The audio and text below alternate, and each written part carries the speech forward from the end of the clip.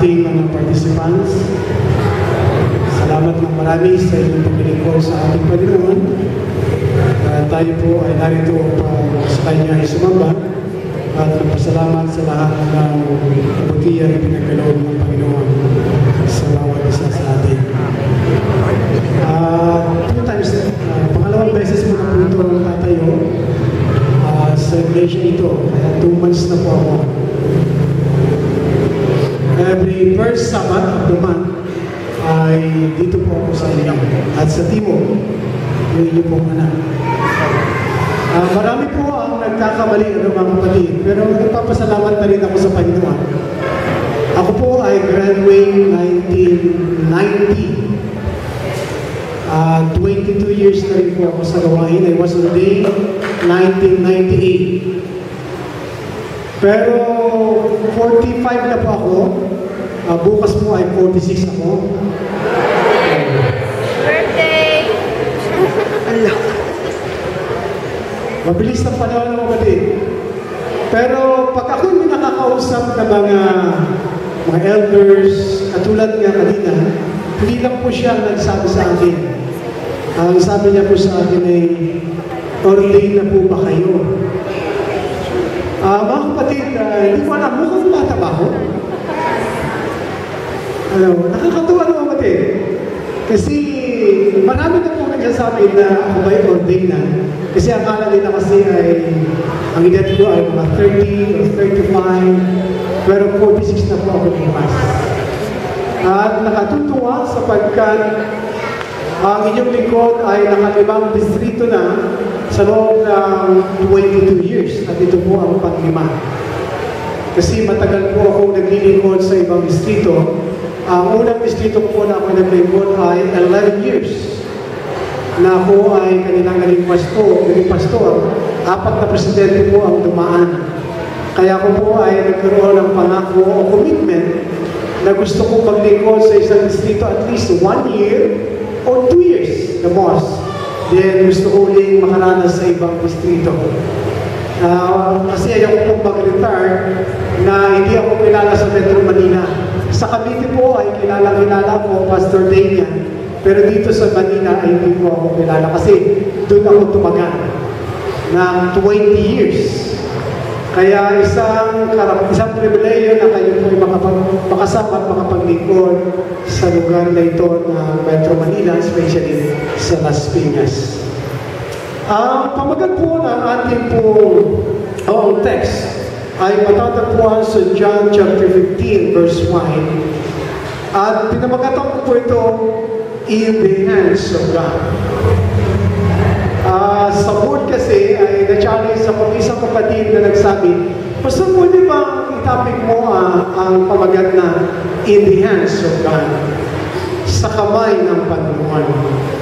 Ang napili ko pong talata ay John chapter 15 verse 5. At napakaraming kasaysayan, napakaraming istorya, at maraming mga katotohanan mula sa Biblia kung paano ka mapasakamay ng Panginoon.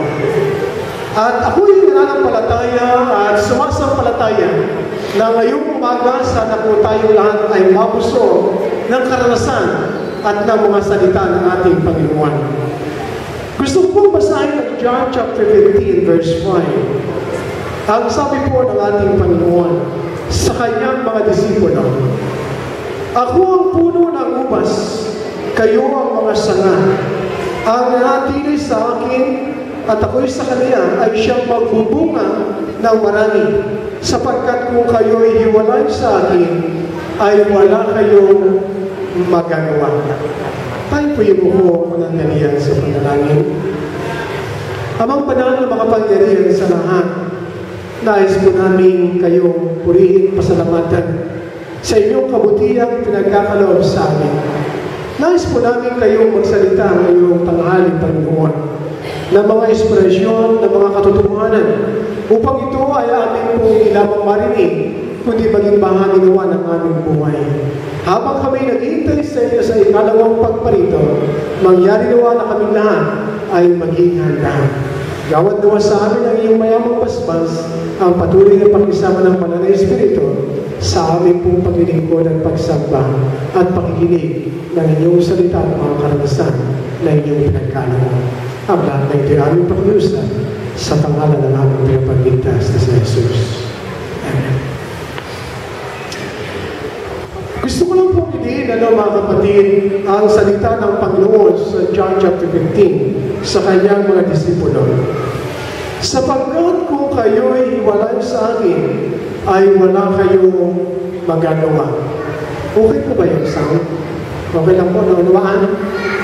Thank you very much. Sapagkat kung kayo'y hiwalay sa akin, ay wala kayong magagawa. Meron po itong katotohanan ang Panginoong Hesus, pagka hindi niya kasama ang kanyang mga disipulo, mapapansin niyo sa kanilang karanasan, talagang napakahina ng mga disipulo. At pagka sila'y naglulupay-pay, ang hinahanap nila kagad ay ang Panginoong Hesus. Kaya ang Panginoong Hesus ay nagsalita sa kanila, tunay na kung kayo ay wala sa akin, ay wala kayong magagawa. The same also with us, mga kapatid, na kung tayo po ay walay o malayo o hindi tayo nasa Panginoon, tunay na tayo po'y wala magagawa para po maging malapit sa Panginoon. Gusto ko buksan ang pag-aaral na ito ng isang karanasan. Ito po ay bago-bago. Mahilig po ako sa mga patotoo. Gusto kong magkaroon nito ng buhay, hindi lamang sa salita, kundi isang patotoo ng bayan ng Diyos. Ito po ay bago-bago, 1 month ago. Isang buwan pa lang po itong nangyari, at ito po ay nangyari sa Pilar State Church, ang ating po sister church sa Pilar. Kanina po, kausap ko yung ating kapatid na si Nanay Beatriz. I don't know, yung complete name ng kapatid. Kausap ko lang kanina, kaya medyo na-late ako sa Timog. Napaalis na ako doon ng 8:10. Dumating ako sa Timog ng 8:35. Supposedly, ang simula namin ay 8:30. At muli siyang nagpatotoo. Ang sabi niya sa akin, Pastor, gusto ko magpasalamat sa Panginoon. Gusto ko na rin magpasalamat sa inyo. Sapagkat kayo ang ginamit ng Panginoon para mamuksan ang isipan ng aking sambayan, ang aking mga anak, ang aking mga kapatid, ang lahat ng aking pamangkin at apo. Sabi ko, ano po nangyari? Muli niyang inulit sa akin ang pagpapala ng Panginoon. At ako'y napatanong, tunay na buhay ng Diyos. Tunay na makapangyarihan ng Diyos. Tunay na kapag tayo ay nasa kamay ng Panginoon, nothing is impossible. Makukuha natin at matitikman, mga kapatid, ang tunay na kapayapaan, ang tunay na kagalingan, ang tunay na kaligtasan. At ito po ang kanyang naging karanasan. Gusto kong bigyan po kayo ng background na mga kapatid. Ako po ay nagpatotoo sa Pilar, tulad ng ginawa ko sa iyo. Ako po ay naturalist. Gusto kong kumain ng mga likha ng Panginoon, hindi likha ng tao. When we say likha ng Panginoon, lahat ng sumisibol sa lupa, name it, yan po ay mga pagkain ibinigay ng Panginoon sa kanyang mga anak. Ang problema, ang tao nagmamagaling. Katulad po ng pinya, ilalagay sa lata. Ang sabi ng iba is natural.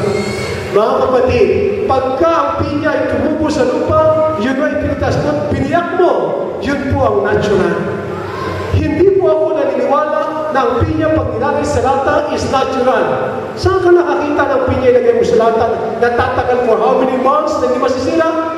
Walang preservative. Mga kapatid, hindi po pwede mangyari yan. Kaya mas magandang mabuhay ng natural. At yung po ang aking share, mga kapatid, is supposedly natural. At ako'y may pananampalataya rin. Walang karamdaman sa balat ng lupa ang walang gamot na ibinigay ng Diyos ng ligain ng sanlibutan. Medyo na-antik yung ating kapatid. Siya po ay nasa 75 years old na. Ang sabi niya sa akin, Pastor, pwede po ba nadalhin mo dito yung aking apo? Ang apo niya po ay nagdadalang tao. 70 years old, 7 months sa tiyan, pero ang kanyang buo ay hindi develop. At ang sabi ng pediatrician, siya po ay pag naipanganak ay oras, minuto, mamamatay na rin siya. At ang sabi ng pediatrician is only a miracle, imposible o posible sa kamay ng Diyos. At wala tayong gamot o magagawa. Medyo naantig doon sa aking patutuo. Sabi ko, idalhin niyo po ng 2 o'clock sapagkat ako po ay busy ng mga appointment.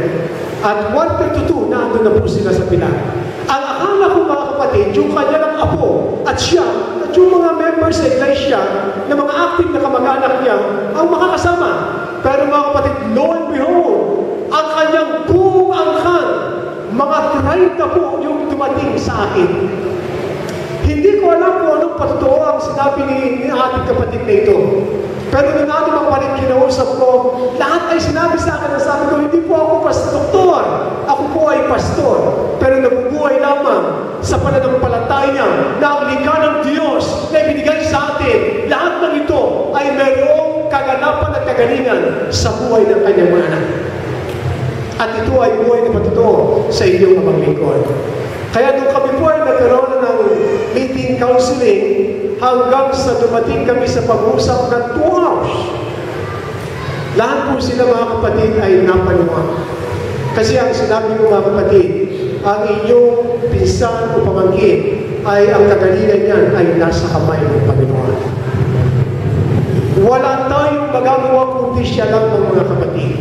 Siya yung lumikha sa atin at siya yung nakakalam kung ano yung magagawa sa bata at sa bawat isa sa atin.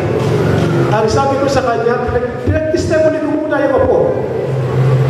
Yung apo ko pala ay nagtanan, nag-18. 17 years old, magkaklase yung kanyang asawa, 17 din, walang trabaho, umaasa sa magulang. Itinakwil ng ama yung anak na babae. Halos yung mga kamag-anak, itinakwil na yung anak na babae sapagkat napakatigas ng ulo.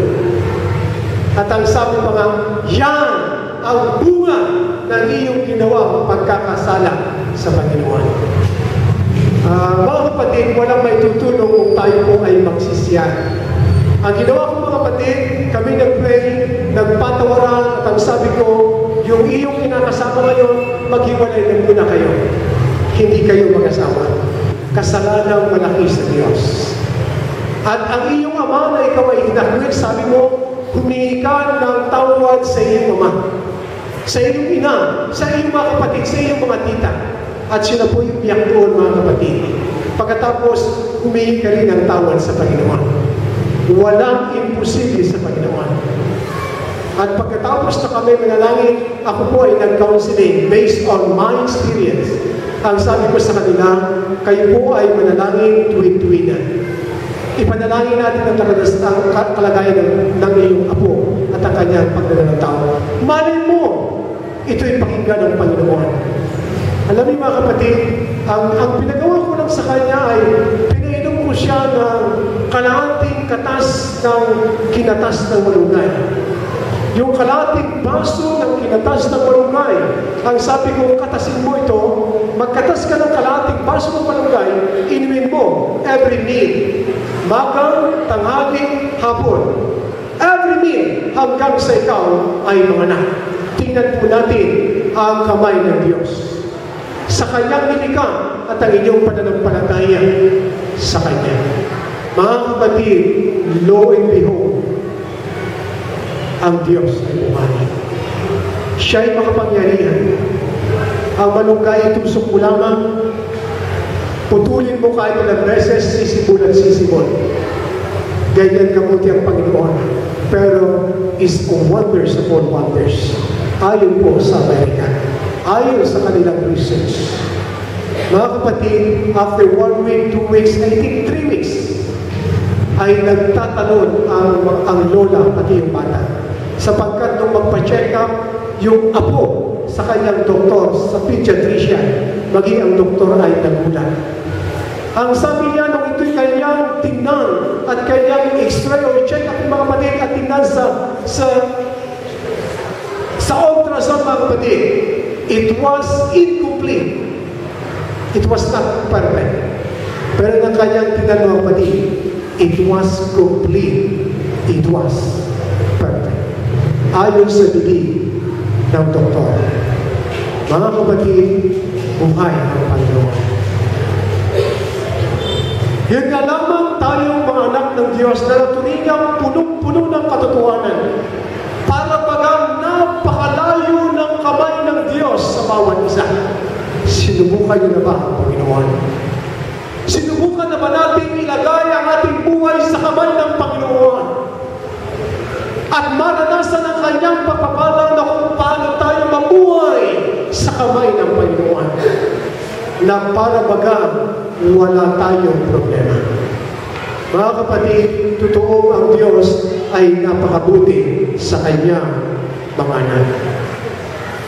Mayroon po akong natanggap na isang text.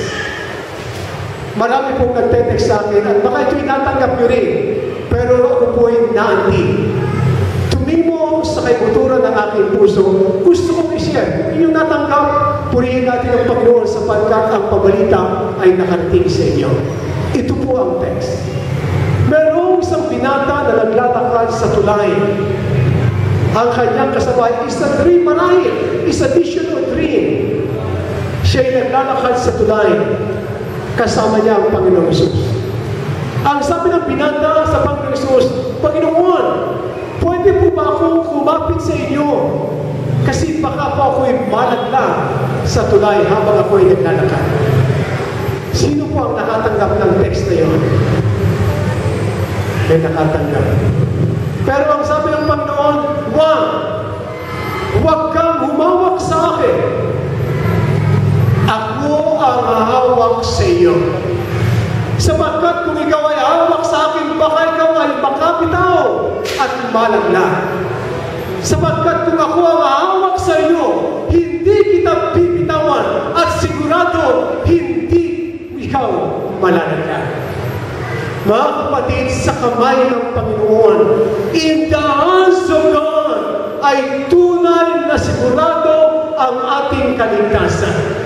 Malimit natin binabanggit na tayo'y magpakalapit-lapit sa Panginoon, na tayo'y gumawa ng pinakamabuti para sa Panginoon, tayo'y magbibitaw sa Panginoon. Pero ang tama pala mga kapatid, ay ang Panginoon ang umawak sa atin upang tayo ay kanyang hindi mabitawan. Sapagkat ang tao, pagka ang umawak, ay makakabitaw. Subalit, ang anak ng Diyos, pag tayo po'y hinawakan, hindi tayo mabibitawan. Ganyan tayo kamahal ng ating Panginoon. Dito po sa record ng Genesis chapter 4, verse 1 to 7. Sa record ng Genesis chapter 4, verse 1 to 7, mayroon po ditong karanasan ng ating unang mga magulang, si Cain at si Abel.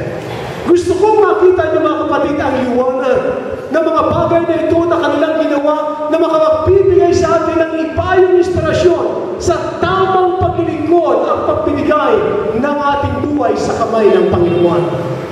Ang sabi sa istorya mga kapatid ay ito. Dumating ang panahon, dito ayon sa Genesis chapter 4, mga kapatid, ang sabi, at nangyari nang lumalakad ang panahon, ay nagdala si Cain at si Abel ng mga handog sa Panginoon. Pag tayo po ay nagdala ng handog sa Panginoon, is a worship. Mga kapatid, na kapag tayo humanap sa Panginoon, is a worship. Yun nga lamang, pag sinabing worship, laging may kakibat na handog. Ang sabi ng mga